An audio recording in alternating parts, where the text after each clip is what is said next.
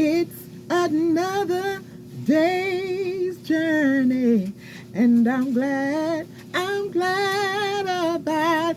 Oh, I'm glad. Ooh, I'm glad. It's another day's journey, and I'm glad. You know that I'm so glad to be here. Hello, hello, hello, hello. Welcome to my channel. Hey, thank you guys so very much. I'm excited. You say, what you excited about, Sharon? Welcome. I'm so glad that you are here today. I'm so glad that you're watching this video. I'm so glad that you're commenting and you're doing all the things that that is necessary to keep me going. I appreciate you so very much, family. Okay, what am I excited about? I'm excited that the Lord allowed me to see a new day. I'm excited. I have no complaints about my job. I have no complaints about my situation. I have no complaints right now because I'm excited and glad to be in the land of the living. I thank God for a job. I am thankful that I do have a job. As frustrating as it possibly could be sometimes, but I'm grateful that I could be frustrated to have it, because I have a job. I could be frustrated because I'm unemployed. So I just want to be thankful. I want to be grateful. I want to thank God for just allowing me to be able to come to work every morning. I don't have to get up and go out into the cold, the brisk, the rain, the snow, the hot, the heat, everything, but I can be comfortable in my own home. And today I have on clothes, y'all. I have on clothes. I do not have on pajamas. So welcome. Thank you so much. I just came on here in between my break. I just wanted to come on here to say hello. How are ya? I hope you're having a good day, and I hope that that we find the good in everything. Things are not going to always be peaches, cake, ice cream, strawberries, all the good stuff. Sometimes we may have some sour days. There may be some persimmons or some lemons, in our days, but we have to turn those things into make them something sweet, okay? So I'm going to say this because sometimes we have to learn with God how to walk this thing out, even through the frustration of everything. Having members who are not getting all of their benefits and members being told that they don't qualify for benefits when they should, and my heart goes out to them. I'm telling you, my heart goes out to them. And the first initial feeling that I get is anger. I'm angry at the company. I'm angry at the big wig. I'm angry at them because of how they're doing it. And so all of a sudden, I just talked to my husband in between my break, and I was like, I get frustrated because I see how they're doing these people, and I just said, one of my friends told me that I should pray about it instead of, so I'm like, okay, you know what, that's a good idea. Thanks, Pam. And so this morning, I received some challenging calls this morning, and I did it actually like, got mad.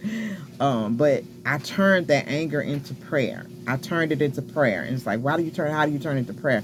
I turned around, instead of saying like, I'm mad at the company, I'm mad at them, I just started like, okay, God, you deal with whoever or whoever is in control of making these unrighteous decisions. They are unrighteous. They are not considering the people that actually keep your company going. They don't consider that. They think that it's them. They thinking that, they got it started. But just imagine if we stop going to, stop going to Ross, stop going to Walmart, stop going to Kroger, stop going to TJ Maxx. If we stop going, even though they may have a revenue of some to keep them sustained, but without our going in, using our credit cards, our debit cards, our cash apps, and whatever method of payment we doing, without us, the company will fold. Okay, so they need to recognize that it is because of these people that is keeping them open, is keeping their business thriving. And these members do not deserve to be treated as such. So what I did, say that's why I say it's another day's journey, and I'm glad about it. I'm glad that I could be able to be of service to these members, and I can advocate for them and fight for them and not be upset because they're being mistreated. So I just take it to the Lord in prayer. Take it to the Lord in prayer. Yeah. Leave your burdens there. Yeah.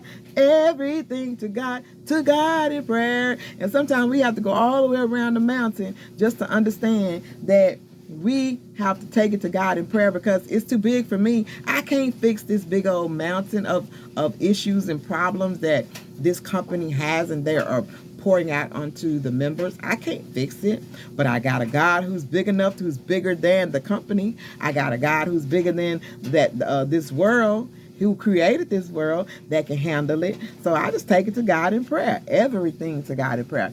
And sometimes, we mess up, like we get in our flesh, and I'm just saying we as me could get in our flesh, and instead of us taking it to the Lord in prayer, we actually take it to ourselves, and we actually try to fix it ourselves, and we actually try to work it out ourselves, and just instead of just avoiding all of that headache and avoiding the stress, avoiding every issue that we could actually possibly face, we give it to God. Take it to the Lord in prayer. Everything to God in prayer. So yeah, sometimes I do have days, but when I'm being mistreated, or when I'm feeling like that I'm not getting justice or whatever, that's one thing. But when it comes to these members, I think we should send up a prayer for them and pray for that God would meet their needs, and that He would let that money be stretched. God can do that, right? God can take a little bit and stretch it. Have you ever been in a situation to where you were trying to feed your family and it wasn't enough? You might have you got a family of 6 and you only have 4 chicken legs, and you got to ask God to stretch that food and let it go further than ordinary food will go. I'm telling you, it has happened for us.